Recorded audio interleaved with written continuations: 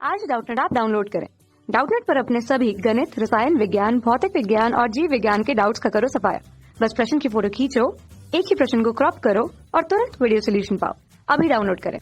Hello friend, दिया गया प्रश्न में कि एक बिंदु P से जो वृत्त के केंद्र से 10 सेंटीमीटर की दूरी पर है, तो वृत्त की स्पर्श रेखा की लंबाई 8 सेंटीमीटर है, तो वृत्त की त्रिज्या ज्ञात करनी है। तब दोस्तों हम यहाँ से हल करते हैं तथा वृत्त की त्रिज्या ज्ञात करते हैं। हमारे पास मान लेते हैं कि माना वृत्त की त्रिज्या r है। वृत्त की जो त्रिज्या है दोस्तों, त्रिज्या बराबर r है।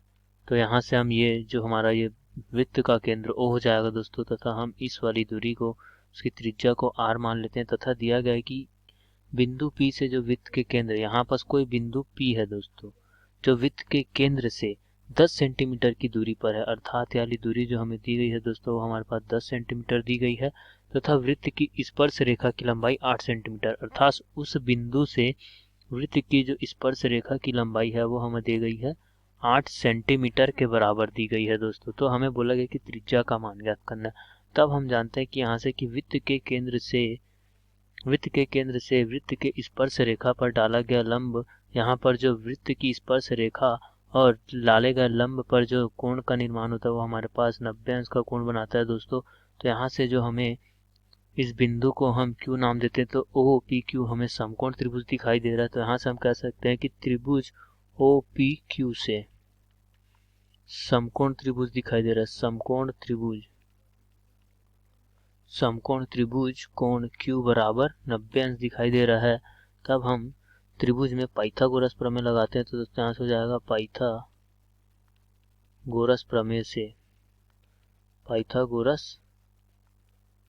प्रमेय से यहाँ पर हमारे पास प्राप्त हो जाएगा दोस्तों। पाइथागोरस प्रमेय से वो हो जाएगा, हम जानते हैं कि कर्ण का वर्ग होता है, कर्ण का वर्ग बराबर लंब का वर्ग धन आधार का वर्ग के बराबर होता है। तो यहाँ से हमारा जो कर्ण का मान हो जाएगा दोस्तों, हम यहाँ से बोल सकते हैं कि ये जो हमारा हो जाएगा कर्ण, तथा ये हो जाएगा हमारा आधार, तथा ये हो जाएगा हमारा लंब। तो यहाँ से कर्ण का जो मान हो जाएगा 10 का वर्ग, लंब हमारा r का वर्ग, तथा आधार जो है 8 का वर्ग हो जाएगा।